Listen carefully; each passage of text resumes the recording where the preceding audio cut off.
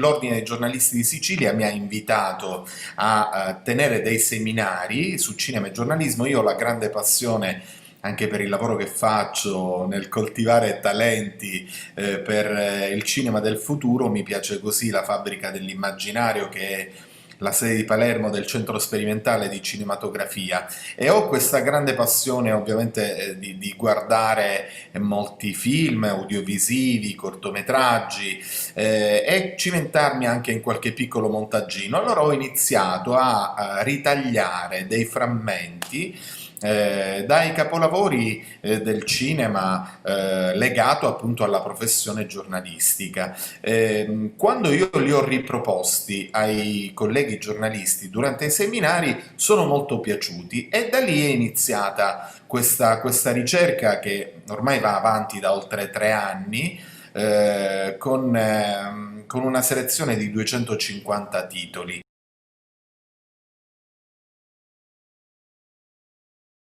Voglio risponderti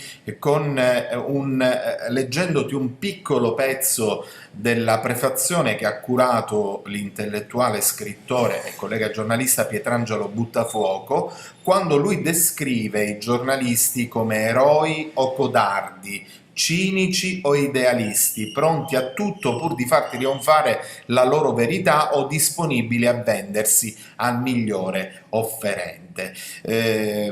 Lui ha centrato, quando dice del resto il crinale tra racconto, giornalismo e investigazione rischia di essere estremamente sottile, e spesso i giornalisti hanno pagato sulla loro stessa pelle la coerenza della loro professione, e il cinema ha saputo immortalare queste figure indimenticabili.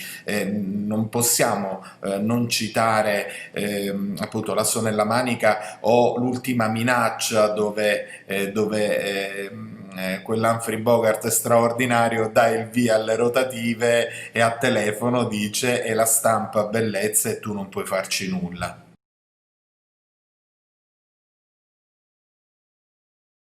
Vado un po' indietro, sicuramente L'asso nella manica mi piace molto, perché poi tra l'altro ti richiama con quell'interpretazione di Kirk Douglas al circo mediatico, no? Quello che noi assistiamo ogni giorno da parte di molti media, da parte di molti giornalisti, soprattutto televisivi.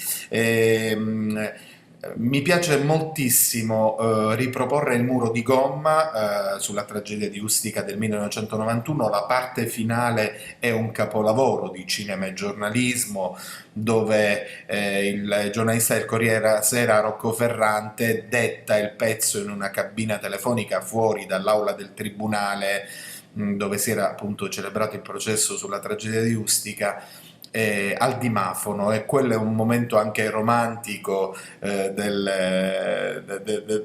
professione, no? Che le vecchie generazioni di giornalisti ricordano bene.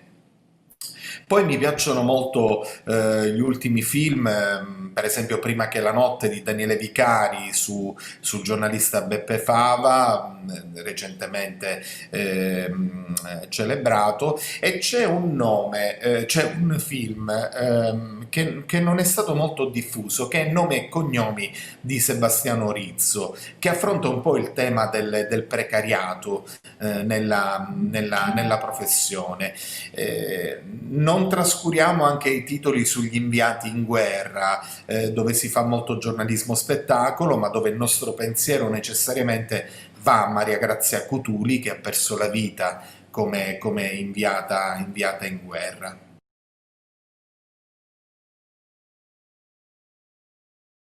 Io chiudo con la mia introduzione al libro con questo fuoco che è un po' primordiale, no? Col mito di Prometeo. Io credo che chi fa questa professione come noi, e che in particolare si occupa di cinema, deve avere sempre questa vampa dentro, che deve spingere sempre intanto alla ricerca della verità, ma soprattutto a raccontare senza troppa finzione, storie. E quindi mi riferisco proprio al fuoco, il fuoco che ognuno di noi deve avere dentro per essere veramente stimolato e mosso da una grande passione.